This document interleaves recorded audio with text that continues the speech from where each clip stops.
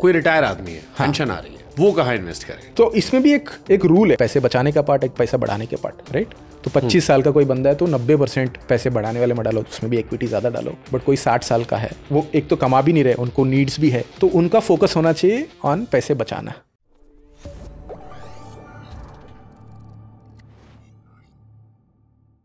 कोई रिटायर आदमी है, पेंशन आ रही है, या पेंशन नहीं है, कुछ सेविंग पड़ी है, हाँ, वो कहाँ इन्वेस्ट करे?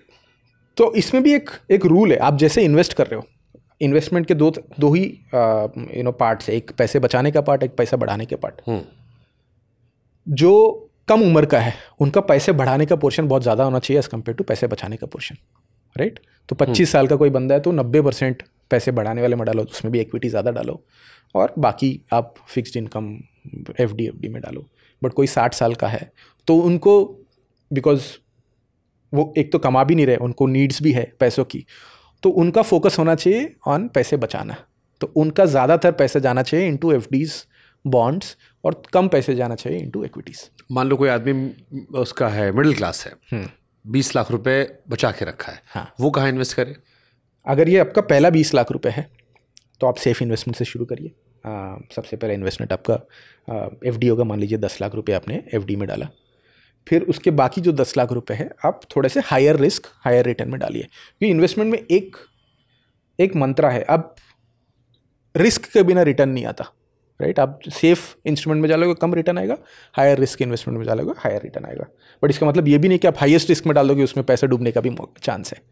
तो आप इसको डिवाइड करिए। Highest is equity, highest is equity for most people. उसके ऊपर क्रिप्टो भी है, उसके ऊपर बेटिंग भी है, तो उसके ऊपर हॉर्स रेसेस भी है, बहुत कुछ। वो तो अनलिमिटेड है। वो तो अनलिमिटेड है, बट नॉर्मल लोगों के लिए हाईएस्ट इक्विटी है, लोएस्ट एफडी है। एफडी, हाँ। तो 20 लाख पहला इन्वेस्ट कर रहे हो तो 10 लाख आप एफडी में डालिए। बहुत लोग ये करते हैं कि 10 लाख एफडी में डालते हैं और सीधा 10 लाख इक्विटी में डालते हैं।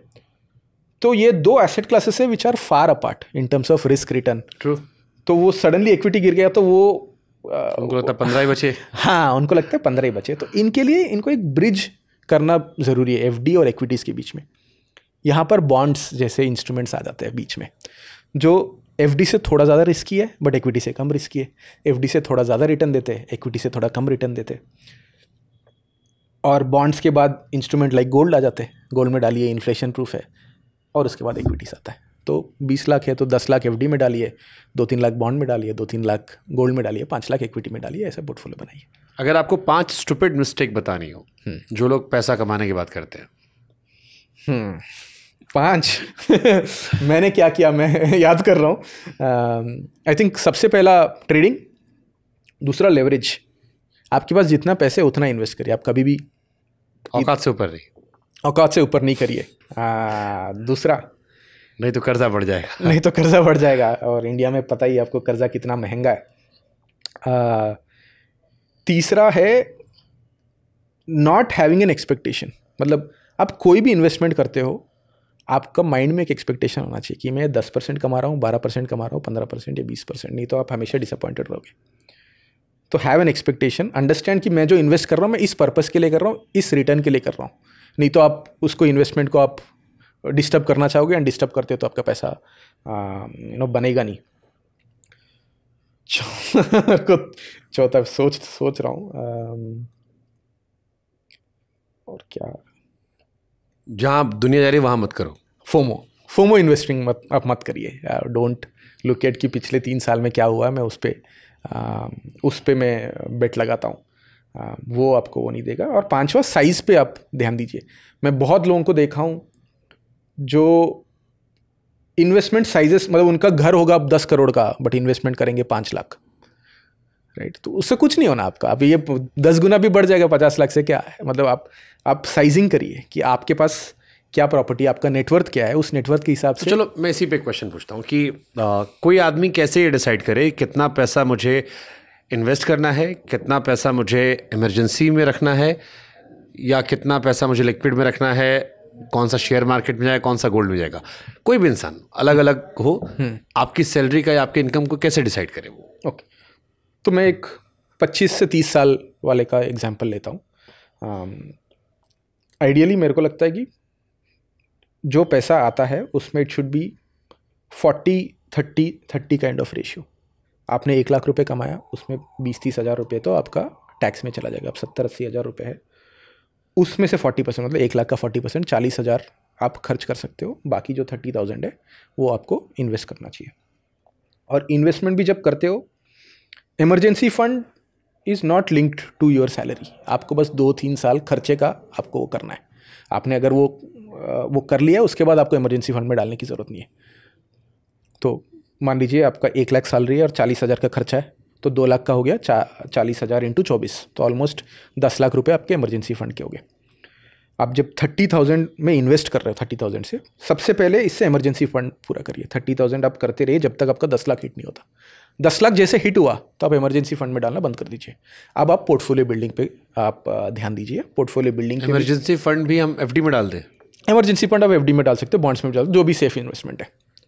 फिर इसके बाद जो बाकी वो हिट कर गए आप, अब महीने के आपके 30-30 हज़ार आ रहे हैं, आप पोर्टफोलियो बिल्डिंग में डालिए। क्योंकि आप 25-30 साल के इंसान हो, आपके पास 30 साल है ग्रो करने के लिए, रिटायरमेंट के लिए 30 साल है, तो आपका allocation to equity can be higher.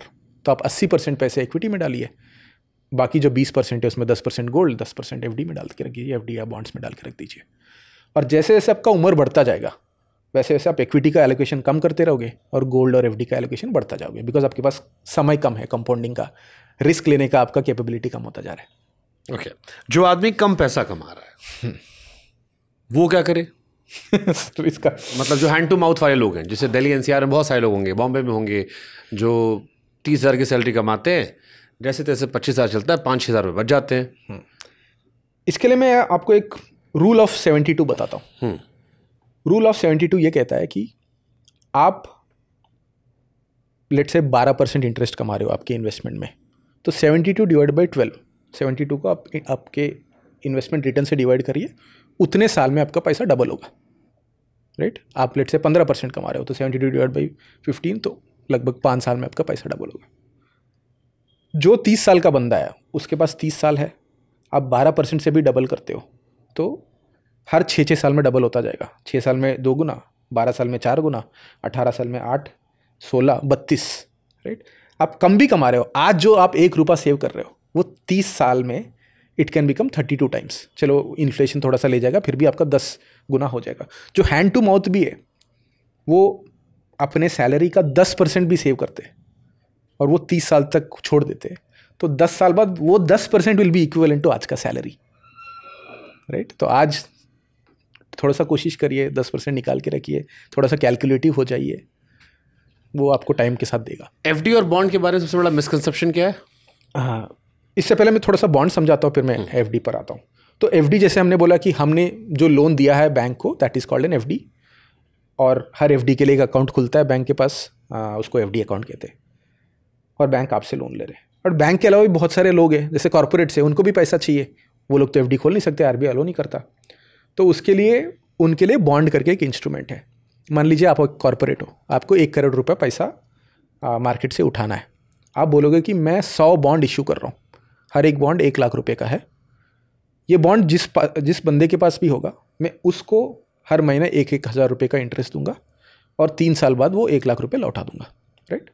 और मैं एज एन इन्वेस्टर आके वो बॉन्ड खरीदूंगा आपसे, बोलेंगे मैं बॉन्ड होल्डर हूँ और मेरे को सेम एफडी की तरह ही ब्याज आता रहेगा और 3 साल बाद इंटरेस्ट आ जाएगा। बट इसमें एक यूनिक चीज़ ये है कि मैं इस बॉन्ड किसी और को बेच भी सकता हूँ। एफडी में ऐसे आप ट्रांसफ़र नहीं कर सकते हो। मैं बॉन्ड किसी और को बेच दूंगा 1 लाख रुपये में, अगले महीने से इंटरेस्ट उनको आना शुरू हो जाएगा। तो bond is also very simple loan given by corporate to individual, और bond holder will get the interest. तो कंपनी के 2 इंस्ट्रूमेंट होते हैं, एक स्टॉक्स, एक बॉन्ड्स। स्टॉक्स में आपको डिविडेंड मिलता है, जैसे कंपनी ग्रो कर रहा है, प्रॉफिट इंप्रूव हो रहा है, आपका डिविडेंड बढ़ता जाएगा। बॉन्ड में सिर्फ आपको इंटरेस्ट मिलेगा और 3 साल बाद आपके पैसे वापस, 3 या जो भी टर्म होता है। तो bond is a bet on the survivability of A company. अगर आपको लगता है कि 3 साल तक ये कंपनी टिका रहेगी, उसका बॉन्ड ले लीजिए। आपको लगता है कि यार नहीं, 3 साल बाद ये कंपनी 10 गुना होगा, तो उसका इक्विटी ले लीजिए। तो ये हो गया बॉन्ड। इंटरेस्टिंग। बॉन्ड और एफडी में बिगेस्ट डिफरेंस ये है कि डीआईसी जैसी इंश्योरेंस है नहीं, और दूसरा असली खेल आ गया। और दूसरा, जब आप बैंक को पैसा देते हो, बैंक क्या करता है, बैंक ने आपसे 8% पे डिपॉजिट ले लिया, वो 12% पे किसी को लोन दे दिया, और 4% बैंक का मार्जिन है, और वो 12% उसी कॉर्पोरेट को दे रहा होगा। जब आप बॉन्ड खरीद रहे हो, ये बैंक को आपने हटा दिया इक्वेशन से, तो वो जो 4% एक्स्ट्रा है वो आप रख रहे हो, तो आपका रिटर्न भी ज़्यादा है, थोड़ा रिस्क ले रहे हो, रिटर्न ज़्यादा मिल रहा है। तो DICGC ना होने का जो नुकसान है वो ज़्यादा रिटर्न से कॉम्पेंसेट होता है।